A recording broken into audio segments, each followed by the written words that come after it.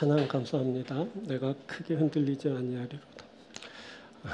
하나님이 함께 하시는 귀한 은총이 우리와 함께 하는 줄 믿습니다. 자, 말씀 보겠습니다. 말씀은 룻기서 1장 1절부터 5절까지입니다. 룻기서 1장 1절부터 5절 말씀. 사사들이 치리하던 때에 그 땅에 흉년이 드니라. 유다 베들레헴의 한 사람이 그의 아내와 두 아들을 데리고 모압 지방에 가서 거류하였는데 그 사람의 이름은 엘리멜렉이요 그의 아내의 이름은 나오미요 그의 두 아들의 이름은 말론과 기럐이니 유다 베들레헴 에브라 사람이더라. 그들이 모압 지방에 들어가서 거기 살더니 나오미의 남편 엘리멜렉이 죽고 나오미와 그의 두 아들이 남았으며 그들은 모압 여자 중에서 그들의 아내를 맞이하였는데 하나의 이름은 오르바요 하나의 이름은 룻이더라. 그들이 거기에 거주한 지 10년쯤에 말론과 기럐 두 사람이 다 죽고 그 여인은 두 아들과 남편의 뒤에 남았더라. 아멘. 자, 오늘부터는 예고해드린 대로 룻기 말씀을 나눌 겁니다. 오늘 그 첫 번째 시간으로 남았더라라는 제목으로 함께 말씀을 나누도록 하겠습니다. 자, 오늘 본문 5절은 이렇게 말씀합니다. 말론과 기럐 두 사람이 다 죽고 그 여인은 두 아들과 남편의 뒤에 남았더라. 남았더라. 다들 죽었는데 남겨진 자가 있다는 말입니다. 다들 죽었는데 남은 자가 있었습니다. 자, 하나님이 이 남은 자를 주목하십니다. 그것은 이 남은 자를 구원하시고 그를 구원의 역사에 참여시키기 위함입니다. 또 이 남은 자에게 새로운 삶을 주시고 새로운 삶은 여는 일을 하게 하시기 위함입니다. 자, 이 모든 것은 하나님의 은혜 아래 이루어집니다. 하나님이 남겨진 자에게 은혜를 주시고 그 은혜를 따라 행하게 하시는 겁니다.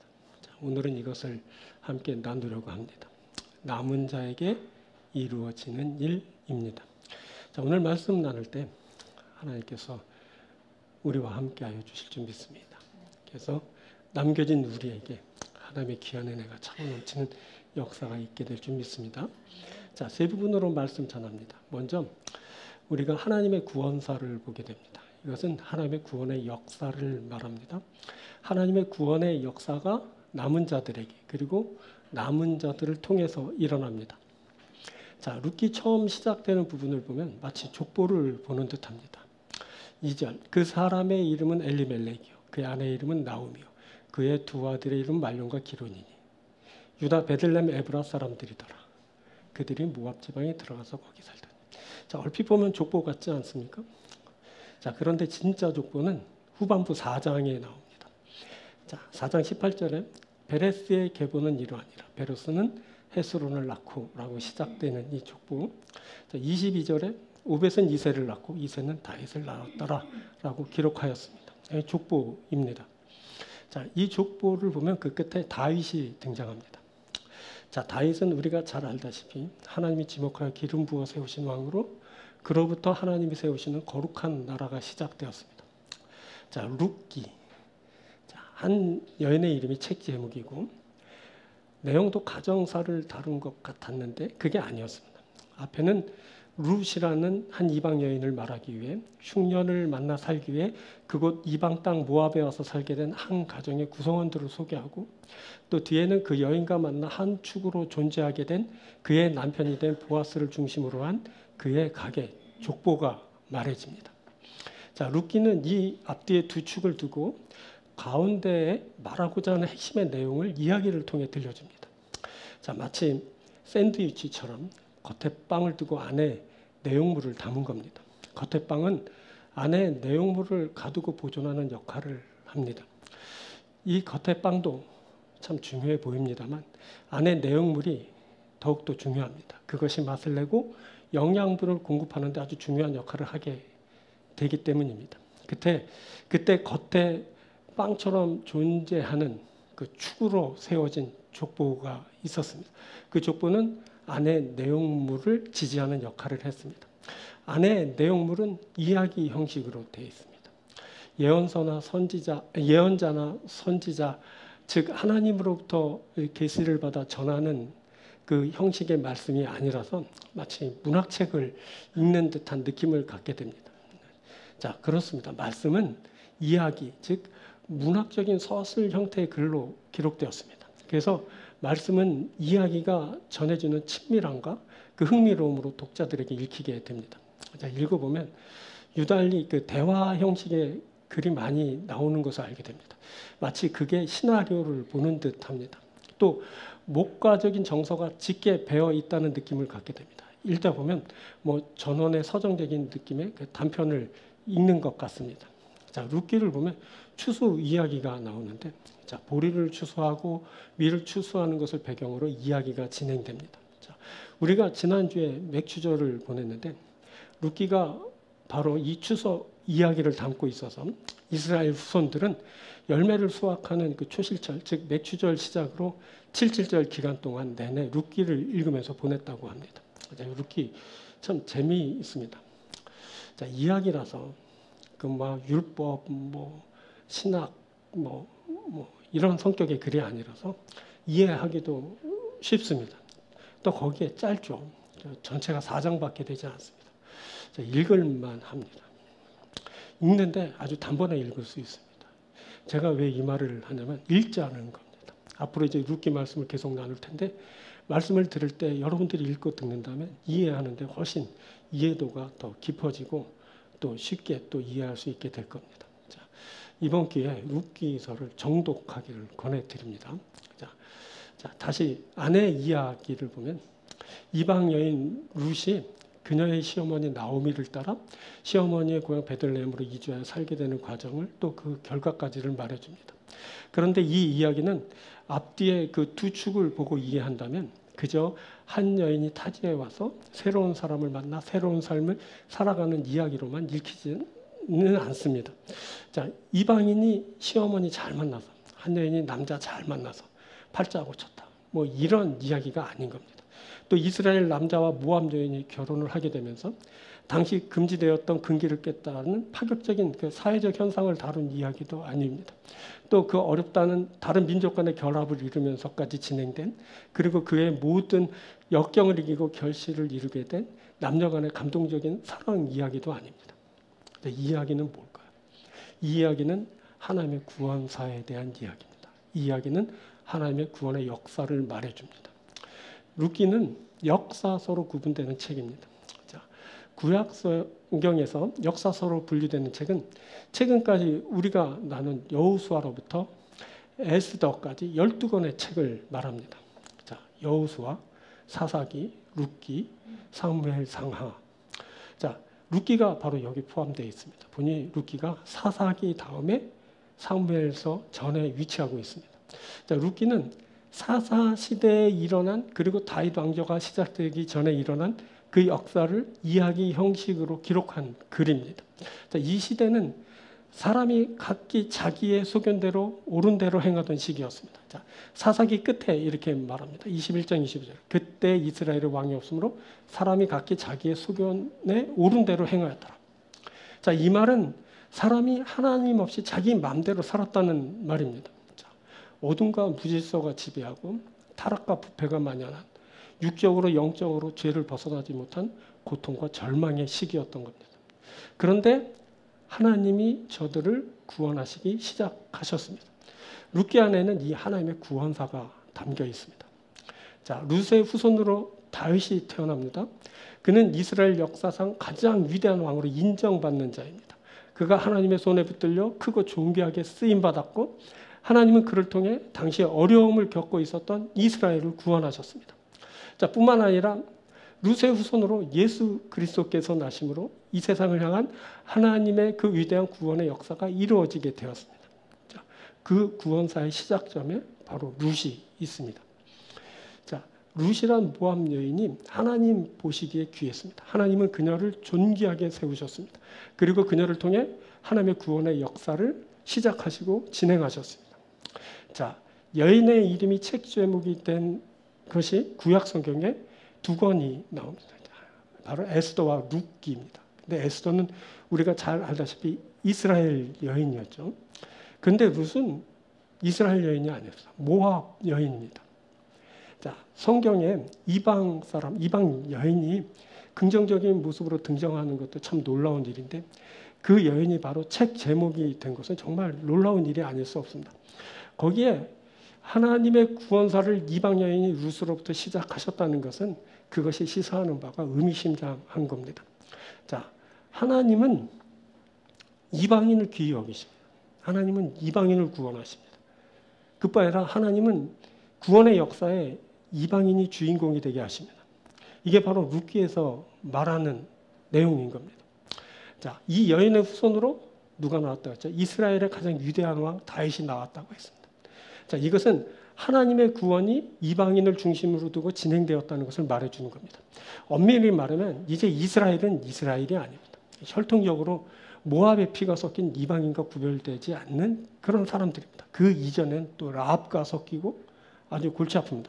자, 하나님은 그래서 이방인을 주목하시기 시작했습니다. 하나님은 이방인을 구원하신 것을 기뻐하셨습니다. 하나님은 하나님의 구원 역사를 바로 이방인들을 중심으로 이루시기 원하셨습니다. 자, 여호수아와 사사기를 통해 우리가 알 수 있지만 이스라엘은 그동안 수많은 사전 경고를 받았습니다. 자, 사사기 2장 3절을 보면 그러므로 내가 또 말하기를 내가 그들을 너희 앞에서 쫓아내지 아니하리니 그들이 너희 옆구리에 가시가 될 것이며 그들의 신들이 너희에게 올무가 되리라 하였노라. 그러므로 내가 또 말하기를 또 다시 말씀하셨어요. 한 번 말한 게 아니죠. 또 말한다, 또 말한다. 계속 말씀하셨어요. 그럼 뭐라고요? 그 땅 주민과 혼인하거나 언약하지 말고 그리고 그 땅의 우상을 섬기지 말라라는 겁니다. 자, 하지만 이스라엘은 이 말씀을 어겼죠. 그리고 하나님을 버리고 이방 신들을 자신의 하나님으로 삼아 섬겼습니다. 자, 이스라엘은 스스로가 말씀을 저버리고 하나님을 떠난 자들입니다. 이제 하나님의 시선은 이방인들을 향합니다. 그리고 이방인을 구원하시고 그 이방인을 통해 구원의 역사를 시작하신 겁니다. 자, 그리고 룻의 후손으로 인류를 구원하시는 예수 그리스도께서 나셨다는 것, 그것은 가히 충격적인 것이라고 말씀드릴 수 있습니다. 물론 성경이 전하듯이 예수 그리스도께서는 혈과 육이 아닌 성령으로 잉태되셔서 나셨지만 성경은 마리아의 몸을 빌려 그가 나신 것을 아주 비중 있게 다루므로 그것이 하나님의 구원사에서 중심적 역할을 하였다는 것을 분명히 하고 있습니다. 그것은 하나님이 구원 역사를 진행하실 때 그 시작점에 이방 여인이 있었다는 것을 말하기 위함입니다. 하나님의 구원의 시작점에 이방 여인인 라합이 있었고 또 이방 여인인 룻이 있었습니다. 자, 그것을 말하고 있는 겁니다. 바로 이 이방인들을 시점으로 하나님의 구원사가 시작되었습니다. 이 여인들은 미천하고 가난하고 보잘것없는 여인들이었습니다. 그런데 하나님은 그 미천하고 가난하고 보잘것없는 여인들을 통해 구원의 역사를 시작하고 진행하셨습니다. 이게 바로 하나님의 구원사입니다. 하나님은 이스라엘을 구원하시기 위해 바로 이방인의 룻을 준비하셨고 그녀를 통해 구원 사역을 시작하셨습니다. 또 하나님은 인류를 구원하시기 위해 이 이방 여인을 생존하게 하셨고 그녀를 유대 땅 베들레헴으로 인도하셨고 그녀를 통해 인류 구원의 역사를 진행시키셨습니다. 그렇게 하나님의 구원 역사가 시작되고 진행되었던 겁니다. 이것은 제가 지금 꾸며서 억지로 말하고 해석하는 것이 아니라 성경이 증언하는 바가 그렇다는 겁니다. 자, 우리를 한번 봅니다. 우리가 힘이 없죠. 가난하고 보잘것 없습니다. 또 우리 또한 이방인입니다. 그런데 하나님은 우리 같은 자들을 주목하시는 겁니다. 그것은 바로 우리 같은 사람들을 구원하시기 위함입니다. 또 그것은 우리 같은 사람을 하나님의 구원 역사에 쓰시기 위함입니다. 하나님은 우리 같은 이방인들을 보잘것없는 자들을 힘이 없고 작은 자들을 구원하십니다. 하나님은 우리 같은 사람들을 통해서 구원의 역사를 시작하십니다. 중요한 것은 우리가 하나님의 그 크신 손에 붙들리는 겁니다. 하나님 붙잡으면 우리가 그 위대한 역사에 쓰임받게 되는 겁니다. 또 중요한 것은 우리가 하나님의 구원사의 중심에 있게 되는 겁니다. 하나님은 우리 같은 변두리 이방인이고 보잘것없는 사람들을 구원하시고 우리 같은 사람들을 당신의 그 구원 역사의 중심에 있게 하시고 그리고 구원의 역사를 우리를 통해 이루시는 겁니다. 자, 하나님의 구원의 역사를 펼치실 때 하나님의 구원의 역사의 중심에 서시는 저와 여러분들이 되길 바랍니다. 하나님의 그 크신 손에 붙들려 하나님의 그 귀한 구원 역사에 위대하게 쓰임받는 여러분들이 되시길 주의 이름으로 축원드립니다. 자, 두 번째는 새로운 역사의 시작입니다. 이것은 하나님에 의한 새로운 역사가 시작되는 것을 말하는데, 하나님에 의한 새로운 역사가 바로 남겨진 자들에게, 그리고 남겨진 자들을 통해 일어나게 됩니다.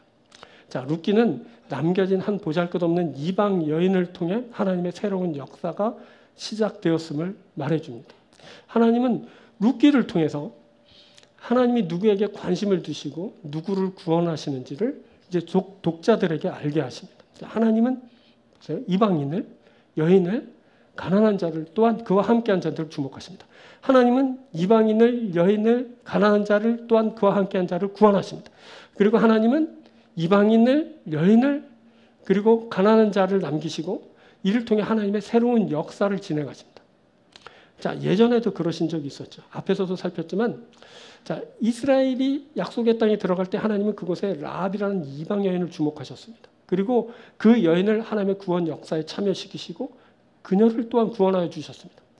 자, 라합은 정상꾼들을 숨겨주고 안전하게 돌아갈 수 있도록 도왔습니다. 이것은 참 중요한 일이었는데, 이 중요한 일을 할 때 라합은 정상꾼들과 약속을 했고, 그 약속대로 여리고가 무너질 때 그녀와 그녀에게 속한 자들이 모두 목숨을 구하고 구원을 받게 되었습니다. 그때 라합은 이스라엘이 약속의 땅에 들어갈 때 아주 중요한 역할을 하였던 겁니다. 그렇게 약속의 땅이 이스라엘에게 주어지기 시작했습니다. 약속의 땅이 이스라엘에게 주어질 때 바로 이름 없는, 아주 보잘것없는 천한 라합이란 여인이 쓰임받았습니다. 그렇게 이스라엘에게 새로운 역사가 있게 된 겁니다. 자, 그때 하나님은 보잘것없는 이방 여인 라합을 사용하심으로 그 새로운 일을 이제 시작하시고 진행하셨던 겁니다. 자, 룻 또한 이방 여인, 모압 여인이었죠. 그리고 룻은 무엇보다 여인이었어요. 여인인데 어떤 여인이냐면 남편을 잃고 홀로 남겨진 과부였습니다. 당시 과부는 주변인들의 도움 없이는 생존할 수 없는 사회적 약자였습니다. 그녀가 부여할 리 없었죠. 룻은 극빈자로서 아주 가난하게 겨우 생을 이어가는 사람이었습니다. 하나님은 이 이방 여인을 주목하셨고 이 이방 여인을 통해 새로운 역사를 이제 시작하셨습니다. 룻기는 하나님이 이방인 모압 여인을 통해 새로운 역사를 시작하셨다라는 것을 알리는 책입니다.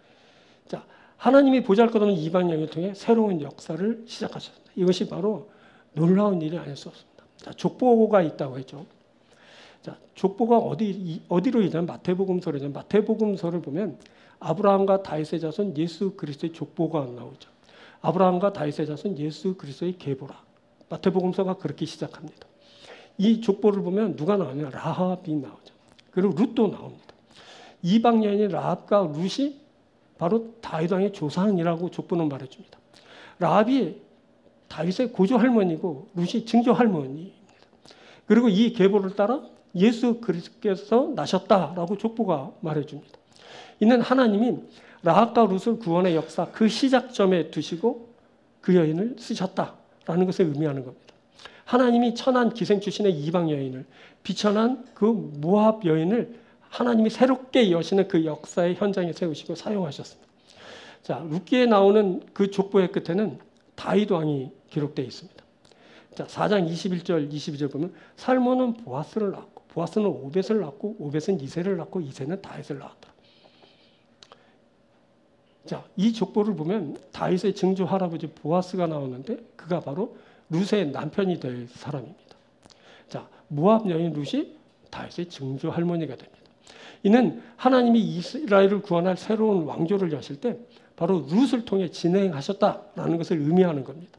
그때 이방인 중에서도 여인을, 그 여인 중에서도 과부 중에서도 가난한 자를 통해 하나님의 새로운 역사를 이제 진행하신 것입니다. 이것이 바로 룻기 이야기입니다. 하나님이 이방인을, 여인을, 가난하고 보잘것없는 자를 통해 새로운 역사를 여신다. 이것을 말하기 위해 룻기가 쓰인 겁니다.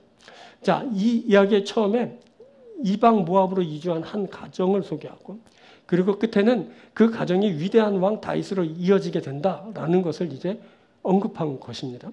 자, 다윗 왕조는 보잘것없는 한 가정으로부터 시작되었습니다. 그 사람들은 흉년을 만나 죽지 못해 자신의 터전을 버리고 이방 모압 땅까지 와서 생계를 이어가던 비천한 사람들이었습니다. 이들은 가만히 보면 하나님이 주신 약속의 땅을 버린 자들입니다. 당시 땅은 그냥 땅이 아니었죠. 땅은 하나님의 언약의 성취라는 의미를 갖는 것이었습니다. 하나님이 약속하셨고 하나님이 축복으로 그것을 이스라엘에게 주셨습니다. 이스라엘 자손들은 하나님으로 받은 그 축복을 축복되게 해야 됩니다. 자, 그리고 그 땅은 하나님이 주신 기업이기도 합니다. 하나님은 각 부족에게 땅을 나누어 주셔서 저들의 기업이 되게 하셨습니다. 하나님으로부터 받은 그 땅은 곧 저들의 사명과 연결된 겁니다. 자, 이스라엘 자손들은 하나님으로부터 받은 그 기업을 잘 감당해야 됩니다. 자, 그래서 이스라엘 자손은 그 땅을 함부로 떠날 수 없었습니다. 과거 조상 아브라함, 이삭, 야곱은 하나님의 인도하심으로 이리저리 옮겨 다니면서 생활했지만 이제 그들의 자손인 이스라엘 백성은 하나님이 주신 그 땅을 자의적으로 옮겨 다니면서 살 수 없게 된 겁니다. 그런데 이 가정은 흉년을 만나자마자 그 땅을 버리고 떠나버렸습니다. 자, 처음에는 그곳에 정착하여 살려고 간 것이 아닙니다. 두 아들을 데리고 모압 지방에 가서 거류하였는데, 거류라는 것은 임시로 거주하게 되었단 말이죠.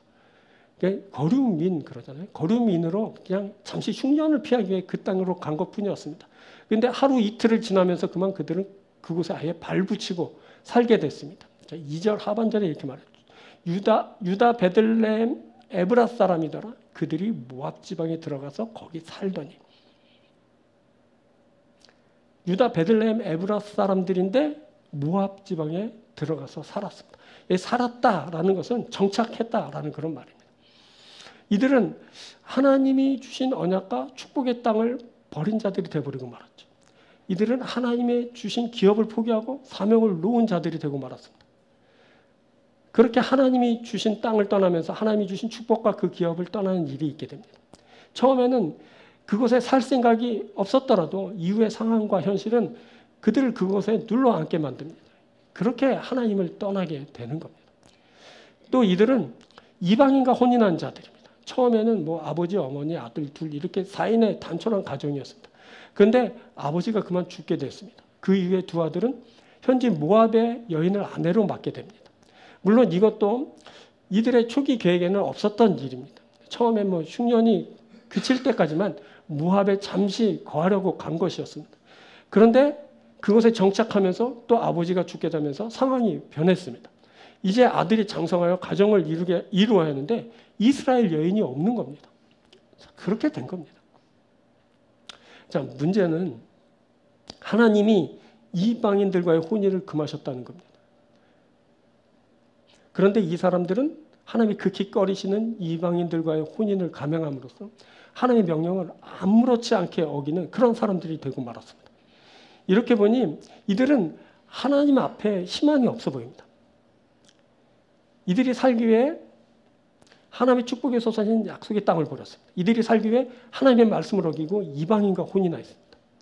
자, 그때 규칙 사유가 모두 이들에게 있습니다. 이들은 스스로 하나님이 주신 땅을 버렸습니다. 이들은 스스로 하나님의 말씀을 저버렸습니다.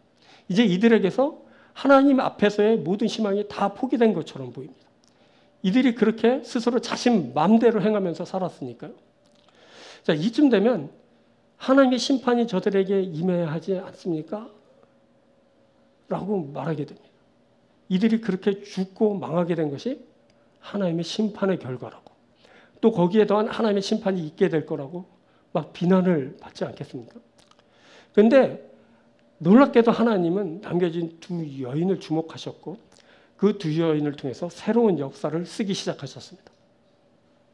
자, 룻기는 다윗과 그의 나라를 말하는 책 사무엘서 앞에 위치하고 있습니다. 이렇게 룻기를 사무엘서 앞에 놓은 것은 다윗과 그의 나라가 룻기에서 말하는 그 이야기를 기초로 세워졌다라는 것을 말하기 위해서입니다. 이후에 사무엘서를 통해 말하는 그 하나님이 세우신 다윗 왕조를 룻기의 내용을 보면서 알게 된다라는 겁니다.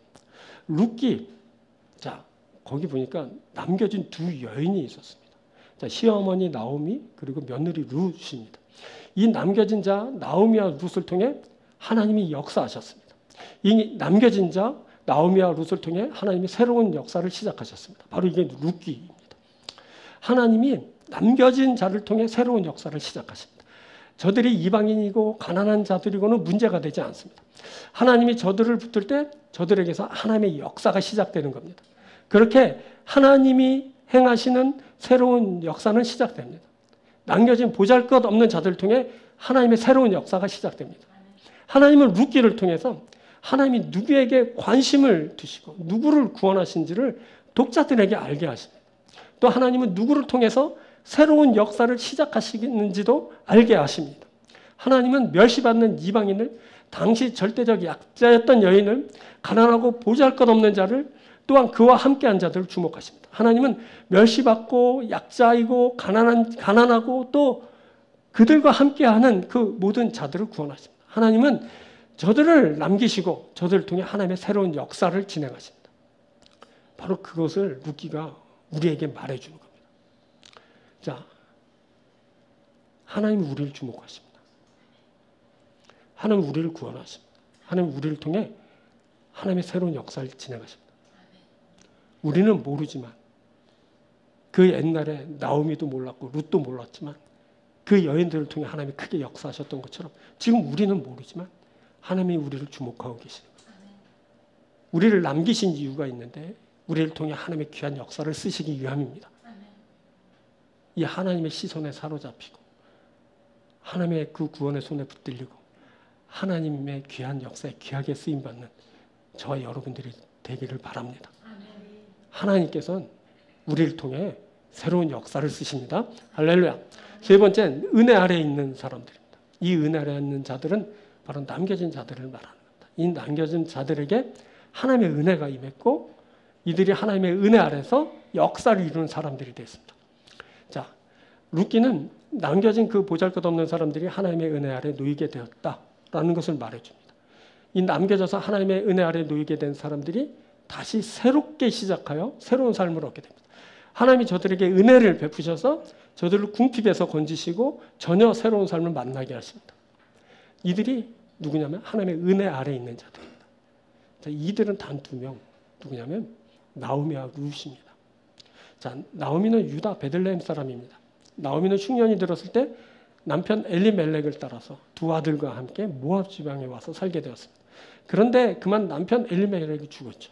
후에 2 아들마저 죽게 되었습니다. 그때 그녀는 홀로 남겨지게 됩니다. 5절에 이렇게 말해요. 말년과 기른 2 사람이 다 죽고 그 여인은 2 아들과 남편 뒤에 남았더라.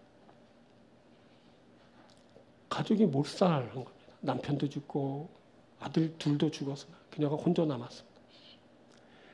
자, 또 한 사람 룻을 보게 돼요. 룻은 모압 사람입니다. 룻은 유다 사람 말론과 결혼하게 하였지만 남편이 일찍 죽어서 과부가 된 여인입니다. 그때 룻은 남자들이 다 죽은 가정에 시어머니와 그 이방인 시어머니와 딱 둘만 이제 남겨지게 됩니다.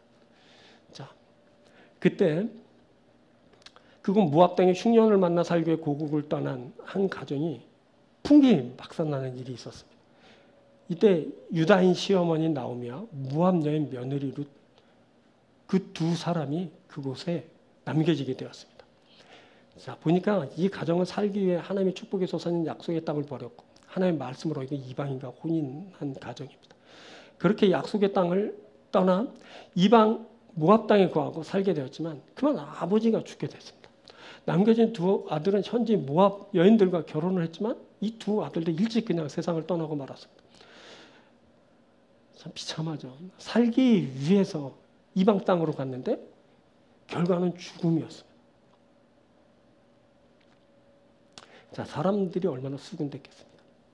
사람들은 수군대며 하나님이 주신 약속의 땅을 버리더니 하나님의 말씀을 어기고 이방인과 혼인하더니 하나님의 심판을 받아 그렇게 죽고 망하게 된 것이 아니냐? 너희들은 앞으로 이후로도 더 심한 심판을 받게 될 거야. 이런 비난을 막 퍼부어댔지 않겠습니까? 그런데 놀랍게도 이들에게는 심판이 아니라 하나님의 은혜가 임하게 됐습니다. 하나님이 저들을 바라봐 주시고 은혜를 베풀어 주셨습니다. 하나님은 저들을 통해 새로운 역사를 시작하셨습니다. 자, 어떻게 그런 일이 있었을까? 이건 도대체 뭘까? 이것은 우리가 보는 룻기의 핵심 주제와 연결이 됩니다. 그 주제는 바로 히브리어 헤세드입니다. 헤세드. 우리가 지난 맥주 감사주의 예배드려서 살폈던 용어라고 제가 말씀드렸죠. 이 말 계속 나올 거라고 기억하라 그랬다. 말이 바로 헤세드입니다. 헤세드는 친절, 인자, 자비, 자애 등으로 말해지는 단어인데 룻기에서는 3장 10절에 쓰였습니다. 보아스가 룻에게 내가 베푼 인애가 크다라고 말할 때 쓰였죠. 하지만 엄밀히 말하면 이 말은 하나님에게 해당되는 말입니다. 자, 우리가 지난 시간 시편 136편 나눌 때 그는 선하시며 그 인자하심이 영원하미로다 라고 했는데 바로 인자하심이 영원하미로다. 인자하심이라고 말할 때 쓰인 단어가 바로 헤세드입니다. 이렇게 하나님과 결부되어 이 말을 생각하면 하나님의 인애, 즉 사랑, 그리고 하나님의 불쌍히 여기심, 즉 긍휼 정도로 이해하게 됩니다. 헤세드는 사랑과 긍휼인 겁니다. 그리고 우리는 이것을 그냥 하나님이 주신 선물, 바로 은혜라고 그렇게 이해합니다. 자, 이 하나님의 은혜가 임합니다. 이 하나님의 은혜를 받은 사람들이 있습니다. 이들이 바로 하나님의 은혜 아래 거하는 사람들입니다. 이들이 하나님의 은혜, 헤세드 아래 거하는 사람들이다. 헤세드 아래 있는 사람들에게 놀라운 일들이 일어나게 됩니다. 룻처럼 인애한 사람, 즉 헤세드한 사람이 되는 겁니다. 룻이 그때 인애로운 사람이 될 수 있었던 것은 모두 하나님의 베푸신 인애가 그녀에게 먼저 임했기 때문입니다. 하나님의 은혜가 누구에게 임했다? 남겨진 자들에게 임합니다. 그때 남겨진 자들이 바로 이 하나님의 헤세드 은혜 아래에 있는 자들이 됩니다. 자, 이들에게 일어난 일들을 보면 그냥 놀랍습니다. 자, 때는 언제라고 그랬죠? 룻기의 때가 언제라고요? 사사시대, 사사시대. 사사시대는 사회적으로 부패했던 시기입니다. 사람들이 우상을 섬기고 타락했습니다. 그것에 하나님의 심판으로 인한 노략자들의 침략이 끊이지 않았습니다. 그런데 룻기에는 이런 일들이 전혀 기록되지 않았습니다. 마치 다른 세상에 사는 사람들 이야기 같습니다. 그것은 이들이 바로 하나님의 헤세드 아래에 있었기 때문입니다. 이들이 하나님의 은혜, 즉 헤세드 아래에 있었습니다. 자, 그곳에 무슨 일이 있었을까요? 자, 먼저 보면 고부 갈등이 없어요. 오히려 며느리들이 막 시어머니를 봉양하겠다고 막 따라 나섭니다. 자, 1장 6절. 어머니께서 가시는 곳에 나도 가고 어머니께서 머무시는 곳에 나도 머물겠다. 이 말씀을 며느리들이 제일 싫어합니다. 이 말씀을 시어머니들이 그냥 좋아합니다. 어머니 가는 곳에 따라붙어서 어머니를 죽기까지 섬기겠다는 말을 얼마나 좋아하는지 모릅니다. 근데 잘 보면 시어머니가 부유하거나 대단해서가 아닙니다. 가난해서 굶어 죽게 된 그 최악의 상황에서도 며느리들은 시므온 나오미를 모시기로 합니다.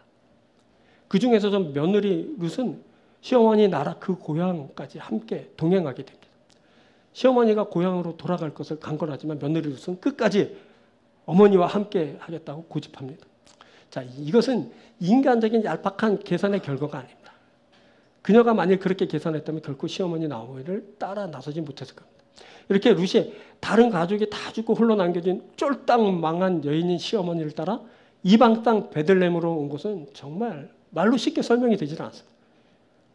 이것은 그냥 하나님의 은혜 아래에 있었다라고밖에 설명이 안 되는 겁니다. 그때 룻이 헤세드 아래에 있었습니다. 하나님의 은혜인 헤세드가 그녀를 막 주장합니다. 조건 없는 사랑이 그 긍휼하심이 바로 그녀에게 임했고 그것이 그녀를 결정하였습니다. 또 보면 종교적 갈등도 없습니다. 갈등이 없다고 해서 서로의 종교가 사이좋게 양립한 것은 아닙니다. 룻은 시어머니의 하나님 야훼를 자신의 하나님으로 이제 섬기게 됩니다. 그녀는 어머니의 하나님이 나의 하나님이 되시리니라고 하면서 시어머니 하나님 야훼를 섬기는 자가 됩니다. 당시 사사시대라고 하죠. 사사시대에 이스라엘 백성들이 하나님 야훼를 버리고 이방 신들을 섬기는 일이 있으면서 하나님의 진노를 사고 있을 때 오히려 룻은 우상을 버리고 야훼를 자신의 하나님으로 받아들이면서 그의 백성이 되기를 자처한 놀라운 그런 일이었던 겁니다. 그때 룻이 헤세드 아래서 하나님의 은혜가 그녀를 다스리고 지배하고 이끌었고 그녀는 그 은혜 아래서 그 하나님을 자연스럽게 자신의 하나님으로 받아들이게 된 겁니다. 헤세드가 그녀를 주장했습니다. 하나님의 사랑이 하나님의 긍휼하심이 그녀에게 임했고 바로 그것이 그녀를 결정하였던 겁니다. 또 보면 노사 갈등도 없어요. 자, 노사가 아닌데 막 축복의 말만 해요. 정말 이상한 일들이 많죠. 룻기 2장 4절. 마침 보아스가 베들레헴으로부터 와서 베는 자들에게 이르되, 이제 곡식 베는 자들에게 여호와께서 너희와 함께 하시기를 원하노라 하니 그들이 대답하되 여호와께서 당신에게 복 주시기를 원하나이다. 자, 사측이죠. 보아스는. 보아스가 그 고용한 그 곡식 베는 자들에게 뭐라고 말하냐? 야훼께서 너희와 함께 하시기를 원하노라. 이제 고용된 자들이 뭐라고 하냐면 곡식 베는 자들이 야훼께서 당신에게 복 주시기를 원합니다. 라고 이렇게 화답했어요. 하나님께서 너와 함께 하시길 바래. 하나님이 당신에게 복 주시길 바랍니다. 노사가 이런 관계라면 뭐 이런 거는요 이 세상에 일어나지 않는 일이거든요. 근데 그곳에 그런 일이 있었어요. 어떻게? 하나님의 은혜가 저들에게 임했기 때문입니다. 하나님의 헤세드가 저들 가운데 임했어요. 저들이 그 하나님의 은혜 아래에 있어요. 은혜가 주장하면 바로 이런 일들이라는 겁니다. 하나님의 사랑이 그들을 움직였고 하나님의 불쌍히 여기심이 그들과 함께해서 그들을 그렇게 결정한 겁니다. 자, 또 보면 인종차별도 없어요. 이방 여인이 룻을 오히려 막 배려하고 보호하고 막 축복해 줍니다. 자, 보아스는 룻이 이방 여인인 줄 알고도 자신의 밭에서 이삭을 죽게 하죠. 2장 8절. 보아스가 룻에게 이르되 내 딸아 들으라 이삭을 주우려 다른 밭으로 가지 말며 여기서 떠나지 말고 나의 소녀들과 함께 있어. 다른 데 가지 말고 여기서 이삭 죽게 하라. 이게 배려하고 있는 거죠. 그리고 보호하고 막 배려해 주죠. 9절에 2장 9절. 그들이 베는 밭을 보고 그들을 따르라. 내가 그 소년들에게 명령하여 너를 건드리지 말라 하였느니라. 목이 마르거든 그릇에 가서 소년들이 길러온 것을 마시지 마. 그러니까 보아스는 룻에게 뭐라 그러면 여기 머물라고 그러고 소년들이 감히 너한테 뭐 함부로 하지 못하게 했다. 그리고 목마르잖아? 그럼 소년들이 갖고 있는 물을 네가 마시면 돼. 이렇게. 자, 룻이 이방 여인 자신에게 어찌해서 은혜를 베푸시는 겁니까? 라고 말하자 보아스는 그녀의 딱한 사정을 언급하면서 그녀를 긍휼히 여기는 말을 하죠. 2장 10절부터. 룻이 엎드려 얼굴을 땅에 대고 절하며 이르되 나는 이방 여인이거늘 당신이 어찌 내게 은혜를 베푸시면 나를 돌보시니까 하니 보아스가 그에게 대답하여 이르되 내 남편이 죽은 후로 내가 시어머니 행한 모든 것과 내 부모와 고국을 떠나 전에 알지 못하던 백성에게 온 일을 내게 분명히 알려줬느냐. 그러니까 너의 사정을 내가 딱한 사정을 다 듣고 알았다. 그래서 내가 너한테 이렇게 배려하고 그렇게 은혜를 베푸는 거야. 이렇게 말한 거죠. 그리고 하나님 야훼와 함께하기를 룻을 이제 축복해 주죠. 12절. 여호와께서 내가 행한 일에 보답하기를 원하며 이스라엘의 하나님 여호와께서 그의 날개 아래 보호하심을 받으러 온 내게 온전한 상 주시기를 원하노라. 뭐 이런 일이 다 있어요. 천한 여인 배척하고 막 깔보던 사람한테 뭐냐 보답해 주기를 원하고 날개 그늘을 보호해 주기를 원하고 상 주기를 원한다. 막 이렇게까지 말하고 있잖아요. 근데 이런 일들은 있을 수 없는 일이거든요. 근데 그 일이 일어났어요. 어떻게? 그들이 헤세드 아래에 있었기 때문에, 은혜 아래에 있었기 때문에. 헤세드가 이들을 주장하고 있는 거죠. 하나님의 헤세드가 서로 배려하고 보호하고 축복하도록 하고 있는 겁니다. 또 보면 남녀 간의 차별도 없어요. 보세요. 룻이 이야기의 주인공이에요. 아니 책 제목이 그냥 룻이에요.